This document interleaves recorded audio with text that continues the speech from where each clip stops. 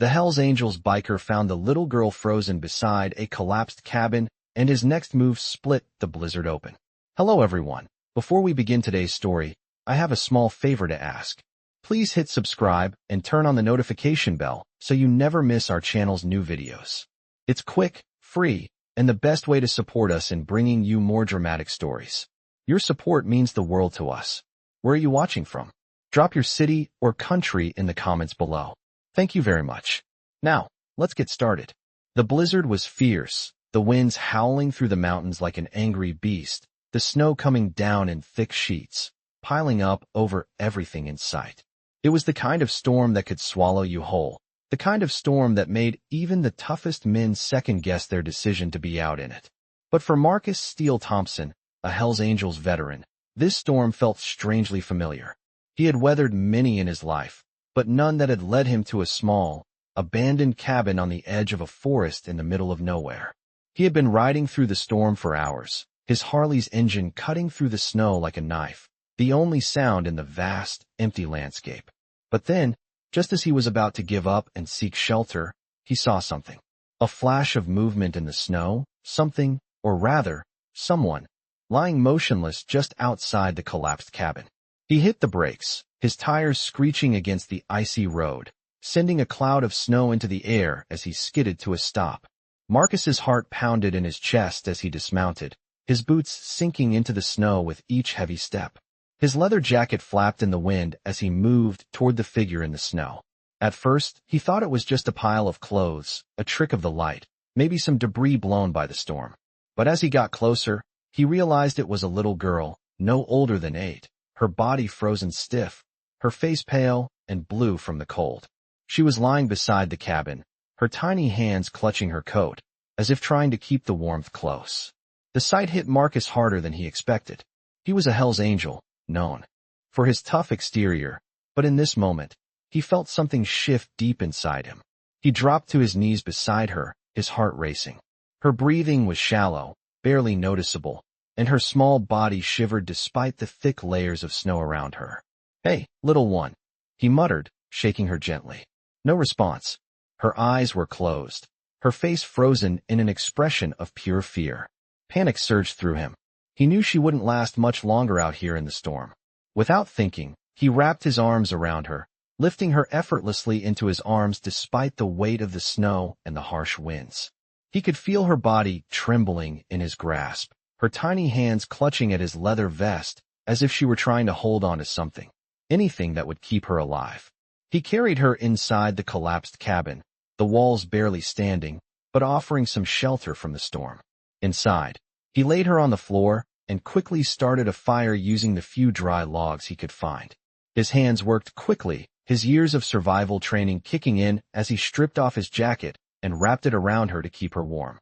The fire crackled to life, casting an orange glow over the cabin as the winds continued to howl outside.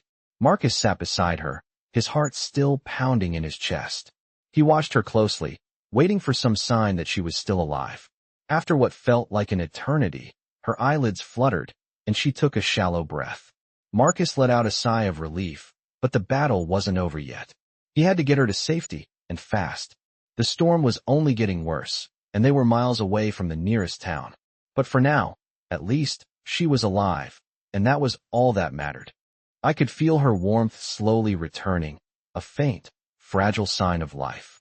Marcus sat close by, his gaze fixed on the little girl lying in front of the fire.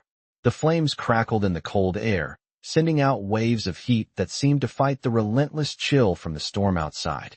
The once fierce blizzard now howled in the distance. But here, in the safety of this old, broken cabin, it felt like the world had frozen around them.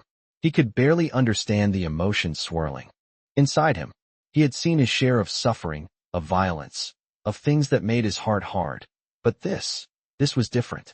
The helplessness in the girl's fragile form stirred something deep inside him, something he thought he had long buried beneath his Hells Angels armor. The girl's small hands trembled as she shifted, the firelight dancing across her pale face. He watched, his heart racing, as she slowly opened her eyes. It took a moment for her to focus, her gaze unfocused, clouded by fear. Then, those deep brown eyes locked onto his, And he felt it. An unspoken connection. She wasn't afraid of him anymore. "Are you okay?" he asked, his voice gruff from the cold and his years of living a life that had stripped him of any softness. She blinked a few times, then nodded, her voice barely a whisper. "I think so." Her words were fragile, like her body. He helped her sit up slightly, propping her up with the worn blanket he had found earlier. "What's your name?" he asked, keeping his tone soft. The storm outside made it hard to hear anything beyond the crackling of the fire, but Marcus didn't mind the quiet. "Emma," she replied with a faint smile, her voice still weak. "Emma," he repeated, testing the name in his mind. She was small, younger than he thought, her clothes torn and damp from the cold. He could feel the weight of the responsibility settling on his shoulders, but he wasn't used to caring for anyone. He wasn't even sure how to help her. All he knew was that he couldn't leave her alone, not in this storm, not in her condition. He had to get her to safety. Marcus checked the cabin one more time.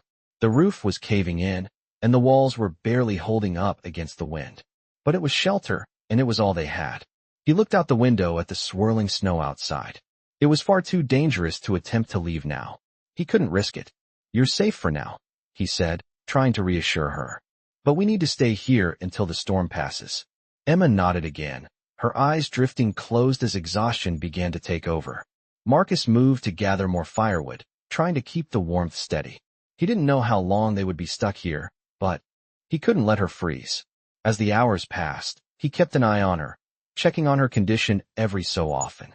She slept fitfully, tossing and turning. He noticed the marks on her skin, the bruises that were slowly starting to show, the evidence of something more than just an unfortunate accident. It made his blood boil. He didn't know who had hurt her, but whoever they were, they would regret it. Marcus could feel the anger simmering inside him, but he knew he had to stay calm. He had to get her out of here, and to do that, he had to keep his head. He sat by the fire, the heat radiating from it, but his mind was elsewhere. He was used to being alone, used to the isolation that came with the life he had chosen. But this wasn't just about him. This little girl had nobody else, and he had no choice but to protect her. She was relying on him, and for the first time in a long time, Marcus felt like he had a purpose. As the night dragged on, the storm outside intensified, the wind howling louder, the snow falling faster. But inside the cabin, it was warm. It was quiet. And for the first time in a long time, Marcus wasn't alone. He wasn't sure what the morning would bring. He didn't know how he would get her to safety, but he knew one thing for sure. He wasn't going to leave her side. Not now, not ever. I woke up to the sound of the wind still howling outside, the storm relentless and unforgiving. The fire had died down to embers, casting faint shadows across the room. Marcus sat by the fire, his back against the wall, staring at the floor as the weight of the night hung heavy in the air. He was used to silence, used to the solitude that came with his life, but the presence of the little girl had made the silence feel different. She was still asleep, curled up under the blanket he had wrapped around her. Her small frame barely made a dent in the pile of blankets, but she was warm, and that was all that mattered. Marcus watched her for a moment, his eyes tracing the bruise on her cheek, the faint marks of a life that had already been. Too cruel for someone so young. He didn't know who had hurt her, but he would make sure they never had a chance to hurt her again. His fists clenched at the thought, his knuckles white as the anger bubbled up inside him. He had seen violence, had been a part of it for too long, but this was different. He had promised himself he wouldn't get involved in anyone else's problems. But when it came to her, he couldn't just turn away. The door creaked open, and the wind blasted in, cold and sharp. Marcus stood up, pulling his jacket tight around his shoulders as he moved toward the door. The storm outside had only gotten worse, the snow falling in sheets, blurring everything beyond the window. He couldn't leave, not yet. The weather was too dangerous. But he had to think about what to do next. They couldn't stay here forever. He needed to get her somewhere safe. Somewhere she could heal, somewhere the storm wouldn't reach them. As he stood there, looking out into the swirling chaos, he heard her voice. It was soft, barely above a whisper, but it cut through the silence like a knife. "Are we going to be okay?" Emma's voice cracked as she spoke, the fear still evident in her words. Marcus turned, surprised to see her awake. Her wide eyes met his, full of worry, full of a vulnerability that struck him harder than anything he had ever felt. He didn't know how to answer her. He wasn't sure what okay even meant anymore. He had survived wars, lost friends, seen families torn apart, but he had never felt this helpless. He didn't know what tomorrow would bring, and that terrified him. "We'll be fine," he said, though he wasn't sure if he believed it. "You're safe now." He walked over and knelt beside her, his large hands gently brushing her hair from her face. He could feel the warmth returning to her skin, her breath steady as she looked at him with a mixture of fear and trust. For a moment, everything else faded away. The storm, the anger, the past. It was just the two of them, trapped in this broken cabin, trying to survive together. He had never been a protector, never wanted to be, but something about this little girl made him want to change. He couldn't explain it. Maybe it was her strength, the way she had fought to survive even when everything seemed hopeless. Or maybe it was the way she had looked at him, with complete trust, even when he knew he was nothing but a stranger to her. Whatever it was, it made him realize that he couldn't just leave her. He wouldn't. He stood up and moved toward the window, his gaze scanning the swirling snow outside. The storm was showing no signs of stopping, and the thought of being stuck here for days, maybe even weeks, made him uneasy. He had to get them both out of here. He couldn't stay here, not in this cabin with its rotting walls and crumbling roof. He knew they couldn't survive long in this condition. But the storm wasn't the only danger they faced. He couldn't shake the feeling that someone was still out there, that the people who had hurt her were looking for her. He had to protect her. That's what mattered now. "We'll leave as soon as we can," Marcus said, turning back to her. "I'll get you somewhere safe. I promise." Emma nodded, though her face was still filled with uncertainty. "But where?" she asked, her voice so quiet it almost didn't carry above the wind. Marcus hesitated.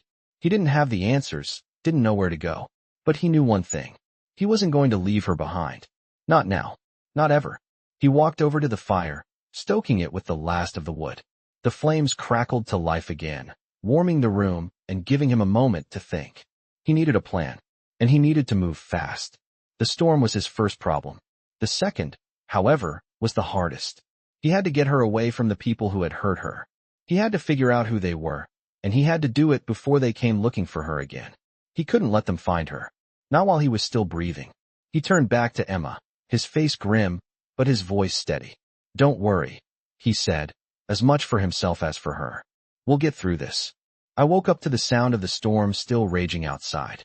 The howling wind was relentless, hammering against the cabin's walls, but inside, the warmth from the fire offered a strange sense of calm. Emma was still asleep, her small form curled up beneath the blankets, her face peaceful despite the chaos outside. I couldn't help but watch her for a moment. She was so young, too young to have experienced the horrors she had. But there was something about her that made me feel protective in a way I hadn't felt in years. Maybe it was her vulnerability, or maybe it was the way she trusted me despite everything. Whatever it was, I knew I couldn't let anything happen to her. She had already been through too much. As the storm raged on, I thought about what came next. I had to get her out of here. The cabin was falling apart, and it wasn't safe. But with the snow piling up outside, leaving now was out of the question. I needed a plan. I needed to get us both somewhere safe. But where? I had no idea where to go. My mind raced, trying to come up with a solution. But as I sat there, watching the flames flicker and dance, I realized something. I couldn't do this alone. I needed help. My thoughts turned to the Brotherhood, to the men I'd once called family. I hadn't seen any of them in years, but if anyone could help me now, it was them. I didn't know if they would, but I had to try. As I stood up and stretched, trying to shake off the stiffness in my muscles, Emma stirred. She blinked her eyes open, the confusion still evident on her face.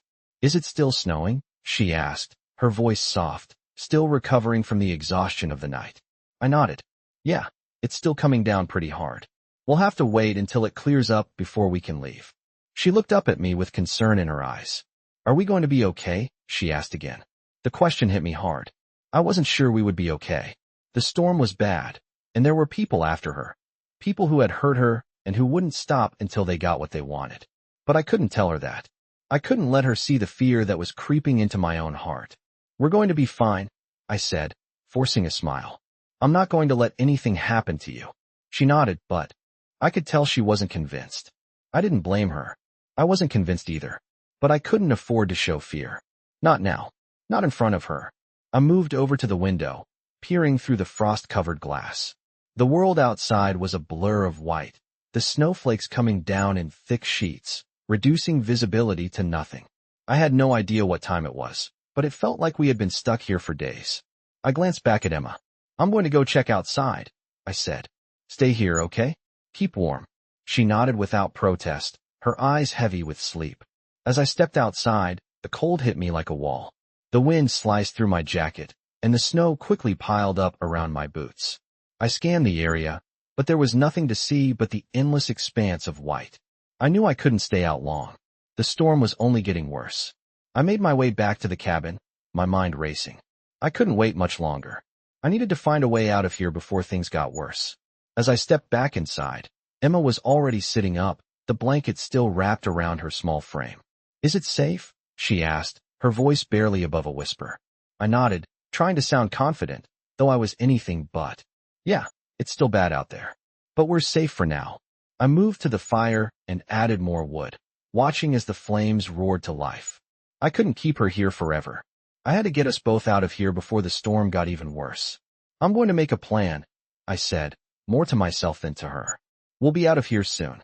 She nodded, but I could see the doubt in her eyes. "Will you come back?" she asked softly. "Will you promise you'll come back?" Her words hit me like a ton of bricks. I didn't know what to say. I couldn't promise her anything. The truth was, I didn't know if I would be able to come back. But I couldn't tell her that. I couldn't break her trust. "I'll always come back," I said, hoping she couldn't hear the uncertainty in my voice. "I promise." She smiled weakly, and I felt a pang in my chest. I had to keep that promise. I couldn't let anything happen to her. I wasn't sure what the future held, but I knew I had to protect her, no matter what. The storm outside was unforgiving, but in here, in this broken cabin, I knew one thing for sure. I wasn't going to let her face it alone. I could feel the weight of the promise I had made to Emma pressing on me as I stared at the fire crackling in the small hearth. The storm outside hadn't let up. If anything, it had grown fiercer, the wind howling louder, the snow falling thicker. The world outside was swallowed by the blizzard, and I knew that staying here for too long wasn't an option. It was only a matter of time before we would need to leave, and the longer we waited, the more dangerous it would be. But I couldn't leave yet. Not with Emma in this condition. She had been through too much already. I glanced over at her, huddled in the blanket I had wrapped around her, her eyes still a bit glassy from exhaustion. Despite everything, she was still trying to hold on to hope. The faintest of smiles crossed her face when she caught my gaze. "Are you still going to take me somewhere safe?" she asked, her voice small but hopeful. It hit me harder than I expected. I wasn't sure where I was going, let alone where I could take her. But her trust, her belief in me, made me want to find a way. "We're going to be okay," I said, more to reassure myself than her. "I'm going to get you somewhere safe, I promise." She nodded, her small hands clutching the blanket tighter around her shoulders. But deep down, I knew I was lying. I didn't know if I could keep that promise. The storm wasn't the only danger. The people who had hurt her were still out there, and I knew they wouldn't stop looking for her. I had no idea who they were or where they were, but I had a sinking feeling that they were already on their way. I couldn't protect her forever if I didn't get her out of here soon. The night dragged on in the uneasy quiet of the cabin. The wind battered the walls, and the snow continued to pile up outside. But inside, the fire was a constant source of warmth and light. I could feel the tension building, a sense of urgency that had been gnawing at me for hours. I needed to move. I needed to act before it was too late. I stood up abruptly, startling Emma. "Stay here," I said, trying to keep my voice steady. "I'm going to check outside again. Keep the fire going." She nodded, though she looked worried. "Please be careful," she whispered.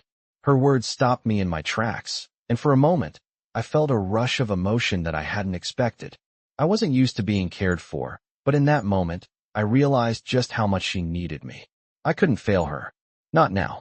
I grabbed my jacket and stepped outside into the freezing cold. The wind hit me like a wall, biting through my clothes, but I pushed forward, determined to get a better look at the conditions outside. I moved quickly, scanning the surrounding area. The world was buried beneath a thick blanket of snow, the landscape distorted by the swirling winds. There was no sign of anyone, but I couldn't shake the feeling that we were being watched. I stayed out for as long as I dared, but the storm was getting worse. My visibility was almost non-existent, and I knew it would be dangerous to stay outside for too long. I headed back to the cabin, my breath visible in the cold air, and as I reached the door, I heard something that made my heart race. A motorcycle. The faint rumble of an engine cut through the howling wind. I froze, my hand on the door handle, every muscle in my body tensed. I wasn't sure if it was a figment of my imagination or if someone was really out there. But the sound grew louder, the engine drawing closer. I rushed inside, slamming the door behind me. "Emma," I called urgently. "Get away from the window now." She looked up, startled, but did as I said, moving quickly to the back of the cabin. I moved to the door, pressing my ear against the cold wood, listening for any sign of movement outside. The sound of the motorcycle was unmistakable. They were getting closer. My pulse quickened. I didn't know who they were, but I had a sinking feeling that they weren't here for anything good. "Stay quiet," I whispered to Emma, my voice barely audible. She nodded, her eyes wide with fear. I could feel the weight of the moment. I had promised her that I would keep her safe, but I wasn't sure how much longer I could protect her if they found us. The door creaked, and I tensed, bracing myself for whatever was coming next. But just as the footsteps outside stopped, I heard a voice, low, menacing. "We know you're in there, Thompson." The voice called, sending a chill down my spine. "Come out and make it easy on yourself." My heart skipped a beat. They knew me. But how? I couldn't risk facing them alone. Not with Emma here. I quickly moved to the back of the cabin, my mind racing. I needed to think of a plan, fast. I couldn't let them take her. I couldn't let them take me, either. They wanted something, and they weren't going to stop until they got it. But I wasn't going to make it easy for them. Not this time. I glanced at Emma, who was trembling, her small body huddled in the corner. I couldn't let her see the fear in my eyes. I had to be strong for her. I had to find a way out. I pulled my jacket tighter around me, steeling myself for what was coming. This wasn't over yet. I pressed my back against the cold wall of the cabin, my breath coming in sharp bursts as I listened for any sign of movement outside. The footsteps had stopped, but the tension in the air only seemed to grow thicker, the silence more suffocating. I could hear Emma's soft breathing from the corner where she huddled, her eyes wide with fear. I had promised her safety, but the weight of that promise felt heavier with each passing second. I had no idea who was out there, but I knew one thing for sure. They weren't here to play games. The voice from outside had sent a chill through my bones, and I could feel the familiar rush of adrenaline flooding my system. I was a Hell's Angel, used to confrontation, but this was different. This wasn't just about survival for me anymore. It was about protecting her, keeping her safe, no matter what. I glanced over at Emma, who was still trying to stay calm. She hadn't said a word, but I could see the fear in her eyes. I couldn't imagine what she was feeling, stuck in this situation with me. A young girl, caught up in the mess of my life. But I couldn't dwell on that now. I had to think fast. The door creaked again, and this time I heard a knock. "Come on out, Thompson." The voice called, a bit more impatient this time. "You know we're not leaving until we get what we came for." My mind raced. They knew me, but I had no idea who they were. The storm outside was like a curtain, hiding everything from sight. But they couldn't see me, not yet. I had to make a move, and I had to do it now. I moved swiftly to the window, trying to keep my presence hidden. I peered through the small crack in the glass, trying to get a glimpse of the figures outside. They were standing in the shadows, their features hidden by the blizzard. But the motorcycles parked nearby gave them away. I recognized the brand, the sound of the engine, the look of the machines. These were no ordinary men. These were people from my past. People who knew exactly what I was capable of. People who didn't care about right or wrong. They only cared about getting what they wanted. And right now, they wanted me. I turned away from the window, my mind racing. I couldn't take them on alone, not in this storm. I needed to be smart, keep Emma out of sight, and make sure they didn't get any closer. I glanced over at her. She was watching me, her eyes full of questions. "Listen to me, Emma," I said, my voice low and steady. "I need you to stay hidden, okay? Don't make a sound, and don't come out until I say it's safe." She nodded, though I could see the fear in her face. "What are you going to do?" she asked, her voice barely above a whisper. I took a deep breath, trying to steady myself. "I'm going to make sure we get out of here, I promise. Just stay here and stay quiet." I moved towards the door, making sure it was locked tight. The wind howled louder as I scanned the room. The cabin was small, but it would have to do for now. I couldn't afford to let my guard down. I grabbed a heavy chair and wedged it under the doorknob, hoping it would buy me some time. The knocking stopped, but I could hear murmurs outside, the sound of someone pacing. I strained my ears, trying to catch a word, anything that would give me an advantage. "Thompson, you better not make us wait," the voice called again, this time with an edge of anger. "We know you're in there. We've got business to settle." I froze, the words hitting me like a punch to the gut. They were after me, but they weren't here to talk. This wasn't a negotiation. This was a threat. I moved quickly, thinking of my options. I needed to create a diversion, something to draw them away from the cabin long enough to make an escape. But there was no time to plan. The sound of boots on snow reached my ears, closer this time. I could feel my heart racing, every muscle in my body tense, ready for whatever came next. I couldn't let them find Emma. I couldn't let them take her. I turned and looked at her one last time. "Stay low. Stay quiet. I'll be right back," I said, my voice barely above a whisper. She nodded, her small form curling into the blankets, but I could see the fear still in her eyes. I couldn't protect her forever. I knew that, but I wasn't going to stop trying. I moved to the back door, slipping through the shadowed corner of the cabin and out into the storm. The cold hit me like a slap, but I didn't hesitate. I had to get to the motorcycles, had to stop them from getting any closer. The snow was coming down thick, but the figures were still easy to spot, their dark silhouettes cutting through the white haze. I crouched low, making my way toward the bikes, the roar of their engines barely audible over the wind. As I approached, I could see the leader, a tall figure with a patch that made my blood run cold. It was him, the one from my past, the one I had tried to escape. I moved closer, my breath shallow, my heart pounding. There was no turning back now. I had to face him, and I had to make sure Emma stayed safe, no matter the cost. I stayed hidden in the shadows, my breath slow and steady despite the pounding in my chest. The cold was biting, but it didn't matter. I was focused, every sense sharpened as I watched the figures outside. The leader of the group, the man I had once known as a brother, was standing by one of the motorcycles. The snow was thick, and the wind howled through the trees, but I could still make out his familiar patch. Steele. The very name made my blood boil. We had been close once, but things had changed. I had walked away from the club, from that life. But Steele, he had never been able to let go. And now, here he was, standing on my doorstep, demanding I face the consequences. His voice was low but carried through the storm, a threat hanging in every word. "You can't run from your past forever, Thompson. It's time to pay up." I clenched my fists, every muscle in my body tense. I knew what this was about. The club didn't forget, and neither did Steele.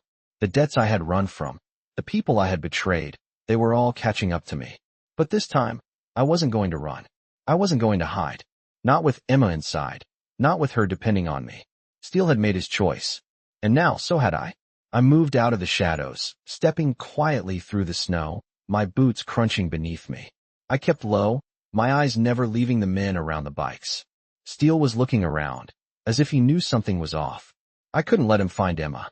I had to confront him, but I had to do it on my terms. I moved closer, inching toward the leader, my heart pounding harder with each step. Then, without warning, Steele turned, his eyes meeting mine through the swirling snow. A smirk played across his face. "I knew you'd come out sooner or later," he said, his voice carrying on the wind. "You always were a stubborn bastard." I didn't respond. There was nothing to say. We both knew the truth. He took a step toward me, his posture relaxed, as if this were all just another game. But I could see the tension in his body, the way his fingers hovered near the gun at his side. This wasn't just a conversation. This was a standoff. "You should have stayed gone, Thompson," Steele continued, his voice cold now. "But you had to come back. And now, you've dragged this little girl into it too." My fists tightened. "Don't you talk about her," I growled, the words coming out before I could stop them.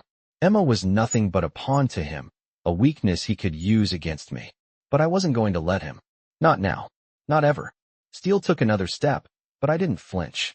"What's it gonna be, Thompson?" he asked, his smirk turning into something more dangerous.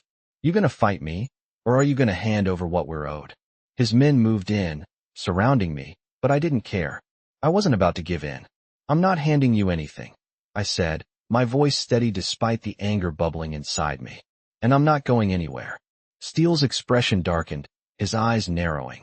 He stepped even closer, his hand finally resting on the hilt of his gun. You don't get it, do you? You can't hide from this. From me. I saw his hand twitch, and in that instant, I knew what was coming. I lunged, taking him by surprise, tackling him to the snow-covered ground. His men shouted, scrambling, but I was already on top of him, my hands around his throat. For a brief moment, the world was silent. It was just me and Steele, two men who once stood side by side, now locked in a fight for survival. You're not taking her, I whispered, my grip tightening. He gasped, his hands clawing at mine, but he was weaker than I had anticipated. I could see the fear in his eyes now. Steele was no longer the man I once knew. He was a shell, a broken version of the person he had been, and I wasn't going to let him destroy anything else. I heard footsteps behind me and spun, ready to fight. But it was Emma. She was standing at the doorway of the cabin, her small face pale, her eyes wide with fear. Please stop, she said, her voice small but clear. I froze. She had seen it all. The anger, the violence, everything. And in that moment, I realized what I was becoming. I wasn't protecting her. I was becoming the very thing I had tried to escape. I let go of Steele, standing up and stepping back. His men were still on alert, but no one moved to attack. Steele coughed, pushing himself up from the snow. His eyes locked onto mine, and for a brief moment, there was a flicker of something I hadn't expected. Regret. You've changed, Thompson, Steele said, his voice hoarse. And I don't know if that's a good thing or a bad thing. I didn't answer him. I couldn't. I wasn't the same man who had ridden with him, who had fought alongside him. I was someone else now. Someone who had learned what it meant to protect, to fight for something greater than himself. You need to leave, I said, my voice steady. Now. Steele hesitated, then nodded. He turned and motioned to his men. We'll be back, he muttered. But next time, you won't be so lucky. I didn't say anything as they climbed onto their motorcycles and sped off into the storm. I was still standing there, my body shaking with adrenaline, my heart pounding in my chest. But when I turned to Emma, she was already there, her eyes wide with concern. Are you okay? She asked, her small voice barely above a whisper. I nodded. Yeah, we're okay. But in that moment, I wasn't sure who I was trying to convince more, her or myself. I stood in the silence of the storm, the wind now a low whisper compared to the chaos it had been moments before. The sounds of Steele and his crew fading into the distance, swallowed by the snow and cold. I was still trembling from the adrenaline, but I couldn't afford to relax. I couldn't let my guard down. Not now. Not with Emma still inside. I glanced back at the cabin, the light from the fire flickering through the small window. She was still in there, waiting for me, trusting me to keep her safe. My heart tightened at the thought. I had promised her, and I wasn't about to break that promise. I stepped back inside, the door creaking as I opened it, and immediately, I was met with her gaze. Emma was standing near the fire, her face pale but steady. She had witnessed everything, seen the fight, heard the threats. She was stronger than she looked, but I could see the weight of the fear still lingering in her eyes. Is it over? She asked, her voice soft, but there was an edge to it. She wasn't asking about the storm or the cold. She was asking about the danger that had followed us here. I nodded, stepping further into the room. For now it is. But we need to be ready. We're not safe yet. She looked at me, her small hands clenched at her sides, but she didn't say anything. She didn't need to. She was already processing everything, understanding the danger we were in. I could see that in her eyes. She was growing up faster than she should. What do we do now? She asked after a moment, breaking the silence. I shook my head, rubbing my hands over my face, exhausted, but not willing to let it show. We move. We need to get out of here, find somewhere safe. And we can't wait for the storm to pass. I turned away, trying to hide the fear I felt. The storm outside was nothing compared to what was coming for us. I had no idea how far Steele's reach went, but I knew it was only a matter of time before he came back for us. I couldn't risk staying here any longer. I needed to find a way to protect her. We couldn't afford to wait. I can't let you go alone, she said suddenly, and I froze. Emma was standing there, looking at me with a determination that surprised me. I turned to face her, unsure of what she meant. I'm not just going to sit here, she continued, her voice steady now. I don't want to be left behind. I didn't know how to respond. The idea of her coming with me, facing more danger, was something I couldn't even fathom. But as I looked at her, I realized she wasn't asking for my permission. She was already a part of this, whether I liked it or not. I nodded slowly, my heart heavy. "Fine," I said, my voice barely above a whisper. "But you stay close. You stay with me the whole time. Understand?" She nodded, her face lighting up slightly. "I understand." We quickly gathered what we could, only the essentials. The cabin wasn't much, but it was all we had. I grabbed my jacket, making sure the gun was secured under my jacket, and checked the door. One last time. The storm was still fierce outside, but it was the least of our concerns now. We moved quietly through the cabin, avoiding making too much noise, and I motioned for Emma to follow me. I could feel the weight of the world on my shoulders as we stepped into the snow. The wind hit us with full force, but I didn't care. We couldn't stay here. We had to get out. The path was hard to see, the snow and wind blurring everything, but I knew we couldn't wait. "Where are we going?" Emma asked, looking up at me, her voice muffled by the howling wind. "We'll figure it out," I said, my tone sharper than I intended. "Just keep moving." She nodded, pulling the scarf tighter around her neck as we trudged through the snow, the wind biting at our skin. My mind raced as I scanned the trees around us, searching for any sign of movement, any hint that Steele's men were still out there. The last thing I wanted was to lead Emma straight into their path. I couldn't protect her if they found us. We had to stay ahead of them. But where could we go? The nearest town was miles away, and with the storm, it felt like we would never get there. We kept walking, the snow piling up around our feet, the wind howling louder, but still, I couldn't shake the feeling that we were being watched. Every time I turned, I half expected to see one of them, Steele's men, waiting to catch up. But there was nothing. The forest was still. Too still. "We can't keep going like this," I muttered, mostly to myself. The cold was getting unbearable, and Emma was shivering beside me, her small frame struggling to keep up. I stopped, turning to face her. "Are you okay?" I asked, my voice softer now. She nodded, though I could see the exhaustion in her eyes. "I'm fine," she said, though her voice wavered. "I'm not going to stop until we're safe." That was the moment I realized it wasn't just me protecting her. She was protecting me, too. She was strong, stronger than she knew, and I had to get her to safety. I had to keep my promise. "We'll make it," I said, my voice full of resolve. "I swear we'll make it." I could feel the weight of the snow piling up around us as we trudged through the relentless storm. The wind howled louder, but Emma and I kept pushing forward, step by step, through the thickening snow. Every inch felt like a mile. Every gust of wind made it harder to see, harder to breathe, but we couldn't stop. We couldn't afford to stop. The world around us was a blur of white, and the forest seemed endless. I was used to surviving in harsh conditions, but this storm was different. It wasn't just the elements we had to worry about anymore. It was them, Steele's crew. They hadn't left. I knew it. I could feel it in my gut. The farther we went, the more paranoid I became. I kept checking over my shoulder, scanning the tree line, but all I saw was the snow, heavy and unrelenting, falling in layers that blurred everything. "Are we close?" Emma's voice broke through the storm's roar. I glanced down at her, her small figure bundled in layers of clothing, her face red from the cold but determined. "I don't know," I said, trying to sound more confident than I felt. "Just a little further." She nodded, but I could see the exhaustion in her eyes. She was barely holding it together. I couldn't blame her. I wasn't sure how much more I could take either. We kept walking, the sound of our boots crunching in the snow the only noise in the vast, white silence. I was starting to lose track of time, of how long we had been out here. My legs were burning, and my chest ached with each labored breath. The storm showed no signs of letting up, and I knew we couldn't keep going much longer. The cold was starting to seep into my bones, and Emma, despite her brave front, was struggling. "We need to find shelter," I muttered under my breath. I stopped, looking around. There had to be something nearby. A cabin, a barn, anything. But all I saw was the endless stretch of trees and snow. "Emma, stay close," I said, my voice low and urgent. "Don't wander off. We need to find shelter before we both freeze out here." She nodded, but I could tell she was barely hanging on. Her lips were blue, her breath shaky. "I'm cold, Uncle Marcus," she whispered, and the way she said it hit me like a punch to the gut.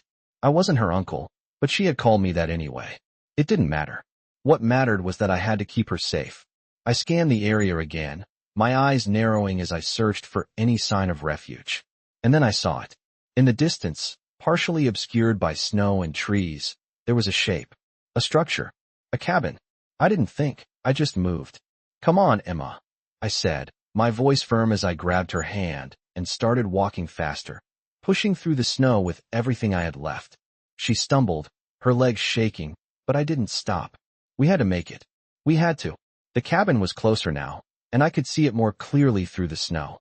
It was old, the wood dark and worn, but it looked solid. It was a refuge. Our refuge. We reached the door, and I tried the handle, my fingers numb, but it was locked. My heart skipped a beat. I couldn't afford to waste time. I pulled out the pocket knife I kept in my jacket and pried at the lock, cursing under my breath as the wind howled louder. "Come on, come on," I muttered, desperation creeping into my voice. Finally, with a sharp crack, the lock gave way. I pushed the door open, the hinges squealing as they protested. The warmth inside hit me like a wave. It was a small, simple cabin, but it was dry, and it was warm. I stepped inside, pulling Emma with me, and shut the door behind us, blocking out the storm. The interior was basic, just a few old pieces of furniture, a wood stove in the corner, and a pile of firewood nearby. There was no electricity, no running water, but there was warmth. There was safety, at least for now. I helped Emma to the small cot by the window and wrapped her in another blanket. She collapsed onto the cot, shivering uncontrollably, and I could see how exhausted she was. I quickly gathered some of the firewood, tossing it into the stove and lighting it. The heat spread quickly, and I moved back to Emma's side. "You're going to be okay," I said, trying to reassure her as I sat beside her, my hand resting on her shoulder. She didn't speak, just nodded weakly. Her eyes were heavy with fatigue, and I could see the fear still in them. "Do you want to talk about it?" I asked softly. She shook her head, pulling the blanket tighter around her. The fire crackled in the stove, filling the room with warmth and a soft, comforting glow. I knew the worst of the storm was over, but the worst of everything else was just beginning. Steele and his men were out there. They wouldn't stop until they found us. I had to make sure Emma stayed safe, no matter what. "We'll stay here until the storm clears," I said, my voice steady. "Then we'll figure out what to do next." She didn't respond, but her eyes were closing now, the exhaustion finally catching up with her. I stood up quietly, moving to the window, and peered out into the night. The snow was still falling, but I couldn't shake the feeling that we weren't safe. Not yet. But for now, all I could do was wait. Wait for the storm to end. Wait for whatever came next. And I would keep my promise. I would keep her safe. I sat by the fire, watching the flames flicker as the warmth spread through the cabin. The storm outside had finally slowed, but the air was still thick with tension. I couldn't shake the feeling that we were just biding our time, waiting for something I couldn't control. I glanced over at Emma, who was still curled up in the blanket I had given her. She had fallen asleep, her small chest rising and falling with each shallow breath. I didn't want to wake her. She needed rest, and I needed to figure out what to do next. I had promised her we would be safe, but the truth was, I didn't know how to keep that promise. Steele and his men would be back. I knew it. They wouldn't stop until they found us. They never did. I stood up quietly, careful not to wake Emma, and moved toward the window. The snow outside had turned into a thick fog, the outlines of the trees barely visible in the white haze. The world beyond the cabin seemed distant, unreachable. I had no idea where we could go, but I knew we couldn't stay here. I had to move fast, and I had to do it before they came for us. I walked over to the small table in the corner, where I had placed a map I had found earlier. The cabin was isolated, and the nearest town was miles away, but it was the only place I could think of where we might find some sort of safety. My mind raced as I traced the route on the map, trying to calculate how long it would take to get there. The snow was deep, and the roads would be treacherous, but I had no other choice. We had to go. I looked back at Emma, still asleep, her face peaceful for now.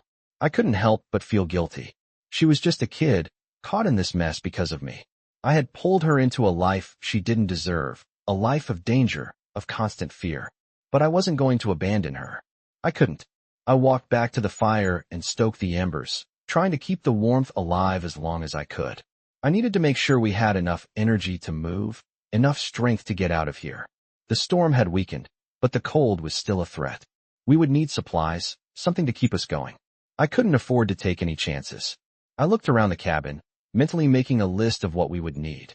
Food, water, warm clothing. I opened the door to the small cupboard by the stove and found a few cans of beans, some dried fruit, and a half-empty bottle of water. It wasn't much, but it would have to do for now. I gathered the supplies and placed them in a small bag, making sure everything was secure. I had to get Emma up soon. We had no time to waste. I turned back to the fire, trying to think of what else we might need. I needed to be ready for anything. A sudden noise outside made me freeze. My heart skipped a beat, and I moved toward the window, peering out through the fog. At first, I saw nothing, just the blur of snow falling, the world still and silent. But then I heard it again. A faint sound, a crunch of footsteps in the snow. I froze. Someone was out there. I wasn't sure who, but it didn't matter. It was too risky to wait and find out. I grabbed the bag with our supplies and moved toward Emma. I gently shook her awake, her eyes fluttering open as she looked up at me, confused. "What's going on?" she asked, her voice still heavy with sleep. "We need to move," I said, my voice low but urgent. "Get up. We can't stay here anymore." She sat up, her eyes wide with fear, but she didn't ask questions. She trusted me, and that trust was all I had left. She nodded, standing up shakily and wrapping the blanket around her shoulders. I handed her the bag, and we moved to the door. I checked outside one last time before opening it, my breath catching as I saw a figure standing in the distance. It wasn't one of Steele's men, but that didn't matter. Anyone who was out here in this storm could be a threat. I motioned for Emma to stay close and slipped outside, keeping to the edge of the cabin as we made our way toward the trees. The footsteps grew louder behind us, and I could hear the faint sound of voices. My heart was pounding in my chest, but I couldn't let Emma see the fear. I had to keep it together. "Stay close," I whispered to her, my hand on her shoulder as we crouched low behind a cluster of trees. We waited, our breath visible in the freezing air. The figure moved closer, and I held my breath, hoping they wouldn't notice us. The last thing I wanted was for Emma to get caught in the middle of whatever was coming. As the figure passed, I let out a silent sigh of relief. It was just a hunter, probably out looking for shelter from the storm. He didn't seem to notice us, and as he moved farther into the woods, I motioned for Emma to follow me. We couldn't waste any more time. We had to get to the town, and we had to do it before it was too late. I took a deep breath and started moving again, Emma close behind me. The road ahead was uncertain, the storm still threatening, but there was no turning back. We had to survive, and I was going to make sure we did. I moved swiftly through the snow, the storm still howling around us as Emma followed closely behind. The cold was unbearable, biting at my skin, but it didn't matter. Every step felt like it took us farther from the danger, but it also felt like the world was closing in on us. The forest around us was silent except for the crunch of our boots in the snow and the distant sounds of the storm growing louder. We couldn't stop. We couldn't afford to rest. I kept glancing back, making sure Emma was still behind me, her small frame struggling to keep up. She was exhausted, and I could see her fatigue in every step, but she didn't complain. She was tougher than I gave her credit for. "Are we there yet?" she asked, her voice small and strained. I didn't have the heart to tell her how far we still had to go. "Almost," I lied, trying to give her something to hold on to. But the truth was, I had no idea how close we were. The snow and wind made it impossible to know which direction we were heading. All I knew was that we couldn't stop, not even for a moment. The storm had slowed, but the wind was still fierce, and the cold was seeping into my bones. I had no choice but to keep moving forward. I had to protect Emma, no matter what. We reached a clearing in the trees, and I stopped for a moment to catch my breath. The wind had picked up again, and I could feel the snow piling up around us. I turned to Emma, who was shivering but trying her best to stay composed. "You okay?" I asked, my voice soft, though I knew the answer. She nodded, but I could see the exhaustion on her face. "I'm fine," she said, though her voice trembled. "Just tired." I didn't push her any further. She had been through too much, and I wasn't going to make her talk about it. "We'll stop soon," I promised, though I wasn't sure when or where that would be. We kept moving, but the trail seemed to grow longer with each step. My legs were aching, and the cold was making it hard to think straight. But I couldn't let up, not with Emma depending on me. As we moved through the dense woods, the sound of something in the distance caught my attention. At first, I thought it was just the wind, but then I heard it again, a faint, muffled noise. I stopped, holding my breath, trying to listen. It sounded like voices. My heart skipped a beat. Someone was out here, and they were getting closer. I motioned for Emma to stay behind me, and we crouched low behind a cluster of trees. The voices grew louder, and I could hear the crunch of footsteps in the snow. I stayed completely still, my hand resting on the gun tucked inside my jacket, ready for whatever was coming. The voices were getting closer now, and I could make out the words. They were talking about us. "We know they're out here," one voice said, low and threatening. "Thompson won't get away this time." My stomach turned at the sound of that voice. It was one of Steele's men. They were still following us. They hadn't given up. "Keep searching," the other voice replied. "They can't be far." My heart raced. They were closing in, and we were trapped in the woods. I had no idea how many of them there were, but I knew one thing for sure. They were after us, and they weren't going to stop. I motioned for Emma to stay low and moved silently through the trees, my mind racing for a plan. The voices were almost on top of us now. I could see shadows moving through the snow, the figures of men in dark clothing, their breath visible in the cold air. I held my breath, praying they wouldn't see us. I couldn't risk them finding Emma. We needed to get out of here. As the men passed, I crept slowly toward the edge of the clearing, my heart pounding in my chest. I had to make a decision, and I had to make it fast. We couldn't stay hidden forever. I waited until the last man had passed. Then I stood up and motioned for Emma to follow me. We needed to move. Fast. I led her through the trees, my mind racing with every step. I could hear the men behind us, but I wasn't sure how much time we had before they realized we were gone. We couldn't outrun them, but we could hide. I knew the forest better than anyone. If we could just make it to the creek, we could follow it to the old cabin. It was our best chance. We moved quickly, staying low, until we reached the edge of the trees. The creek was in sight now, the water rushing in the distance. We weren't far now, but the men were still searching. I could hear them calling to each other, getting closer. I took Emma's hand and pulled her toward the water. The cold was almost unbearable, but we couldn't stop. We had to keep moving. We reached the creek, the water freezing cold as it splashed around our feet. I motioned for Emma to stay close and waded into the water, moving as quickly as I could. The men were still behind us, but they hadn't seen us yet. We crossed the creek and moved deeper into the woods. The old cabin was just ahead. I could see the outline of it through the trees. We were almost there. Almost safe. I could feel the exhaustion creeping into my bones as we approached the old cabin. The storm had taken its toll on both of us. The air was frigid, and the snow still whipped around us in thick sheets, but we had made it. The cabin stood there, an old, weathered structure that had once been someone's home. Now, it was our only refuge, our only chance at survival. I turned to Emma, her small figure barely visible in the fog of falling snow. She was moving slower now, each step heavy with fatigue. I could see it in her eyes, the same fear that had been with us since the moment we fled the cabin. But now, there was something else, something I hadn't seen before, determination. "We're almost there," I said, trying to offer her some comfort, though my own voice shook. She nodded, but I could see the uncertainty in her eyes. She didn't ask where we were going, didn't ask what would happen next. She just trusted me. That thought hit me harder than I expected.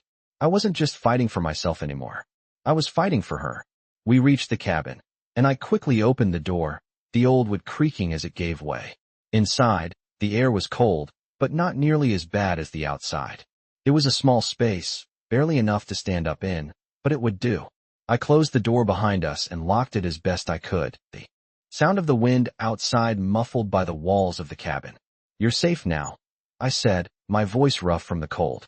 I turned to find Emma standing in the corner, her face pale and her lips still trembling from the cold. She was trying to be brave, but I could see how hard it was. I walked over to her, crouching down so I was at eye level. "We're going to be okay," I told her, though I wasn't sure I believed it myself. She nodded, but I could tell she wasn't convinced. She had seen too much, been through too much, and I knew that she would carry those memories with her for the rest of her life. I walked over to the small stove in the corner and lit a fire, the flickering flames warming the space around us. We needed to rest, but there was no time to waste. We couldn't stay here forever. I still didn't know where to go from here. The storm was slowing down, but I knew that Steele and his crew were still out there. They wouldn't stop until they found us.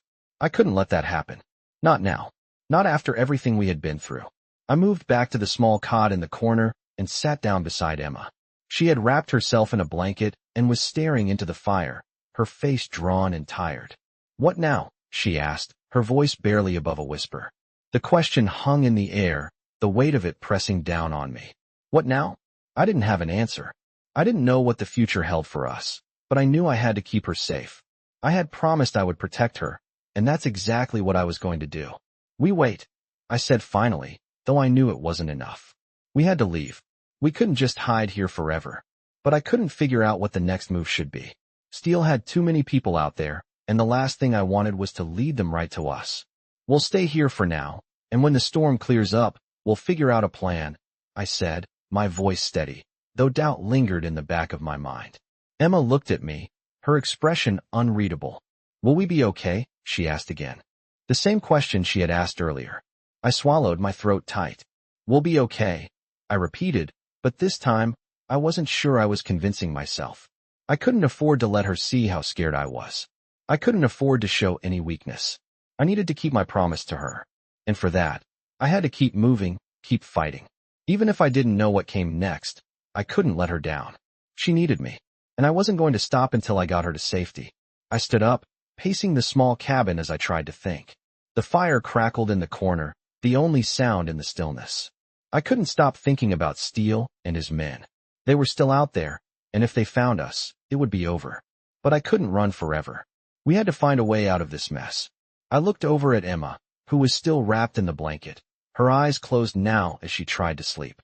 She was exhausted, both physically and emotionally. The last few days had been a nightmare for both of us, and I knew she needed rest. But I couldn't afford to let my guard down. Not yet. I moved to the window, peering out into the darkened forest. The storm had cleared up a little, but the world outside was still a blur of snow and shadows. I had no idea what was out there, but I knew we couldn't stay here for long. I couldn't let Steele get his hands on her. I had to keep her safe. I had to get us out of here. But for now, all we could do was wait, and pray that somehow, we would make it through this alive. I woke up to the sound of Emma stirring, her small movements near the corner of the cabin. The fire was just a faint glow now, but the warmth it had provided was enough to keep the cold at bay. The storm had finally cleared, and I could see the pale light of dawn creeping through the small cracks in the cabin's walls. I stretched, my body aching from the days of constant tension, but I knew we couldn't stay here much longer. We had to move. I stood up slowly, careful not to disturb Emma as she sat up, rubbing her eyes sleepily. "Are we going now?" she asked, her voice still thick with sleep. I nodded, trying to sound more confident than I felt. "Yeah, it's time. We need to keep moving." I grabbed the bag with the supplies and checked the window again. The storm had cleared, but the world outside still looked hostile. Frosted trees, a thick layer of snow covering everything, and the silence that made me uneasy. I knew it wasn't over. Steele and his crew weren't far behind. They wouldn't give up. I could feel the weight of that knowledge pressing on me as I looked back at Emma. She had been through so much already, and now we were both caught in this. But I wasn't about to let her down. Not again. "Come on, let's go," I said, offering her a hand. She took it without hesitation, and we stepped outside, the snow crunching beneath our boots. The air was cold, but not as cold as it had been the night before. We moved quickly, not saying much, just focusing on putting one foot in front of the other. Every step felt like a race against time, a fight to stay ahead of whatever was coming for us. I kept looking around, scanning the trees, the snowdrifts, listening for any sound of pursuit. The silence was deafening. I could feel Emma's presence beside me, her small figure close, her breath puffing out in front of her as we made our way through the snow. We hadn't spoken much in the past few days, but the bond between us had only grown stronger. I couldn't help but think about what had happened, the violence, the threats, and how Emma had kept pushing forward despite everything. She was stronger than anyone gave her credit for. We reached the edge of the woods after what seemed like hours. The sun was still low in the sky, casting long shadows across the snow. I stopped for a moment, taking a deep breath, my eyes scanning the horizon. There was no sign of Steele's men, but I knew they were out there. I had to be ready. I had to get Emma to safety. I turned to her. "We need to keep moving. There's a town about 10 miles from here. We'll make it there, and then we'll figure out what's next. Emma nodded, her face set in determination. She didn't question me, didn't ask for any reassurances. She just trusted that I would get us through this. And that trust was the only thing that kept me going. We started walking again, this time with a new sense of urgency. The cold didn't matter anymore. The storm didn't matter. What mattered was getting Emma somewhere safe. Somewhere we could finally breathe. The miles stretched out before us, but each step brought us closer to safety. After hours of walking, the sun finally broke through the clouds, casting a pale light on the snow. We were nearing the town, and I could see the outlines of buildings in the distance. It wasn't much, but it was enough. I didn't know what we would do once we got there. I didn't know if we would find any help, but I knew we couldn't stop. Not now. As we approached the town, I felt a glimmer of hope. Maybe we could get a ride. Maybe we could find someone who could help. But the closer we got, the more uneasy I became. The town looked deserted. No cars, no people. Just empty streets and the faint sound of the wind blowing through the alleys. It wasn't a place to find safety. It was a place to disappear. I stopped just before we entered the town, looking down at Emma. She was tired, but still walking, still trusting me to lead her. I couldn't let her down. I looked around, scanning the empty streets. This isn't what I thought it would be, I said softly. But we'll figure it out. We have to. Emma didn't respond, but I could see the understanding in her eyes. She knew as well as I did that nothing was guaranteed, that nothing would be easy. We stepped into the town, the snow crunching beneath our feet. I kept my guard up, listening for any sound of movement, any sign that we weren't alone. But there was nothing. It was eerily quiet. I walked toward the closest building, a small store, hoping it might offer some shelter or at least a place to gather our thoughts. The door was locked, but the windows were covered in frost.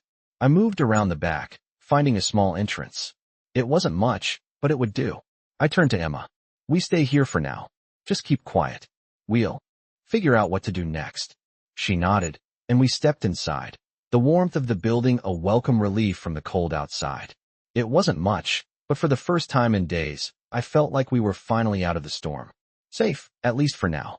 We sat down on the floor, and I pulled the blanket tighter around Emma, my heart still pounding with fear and adrenaline. But as I looked at her, I knew one thing for sure.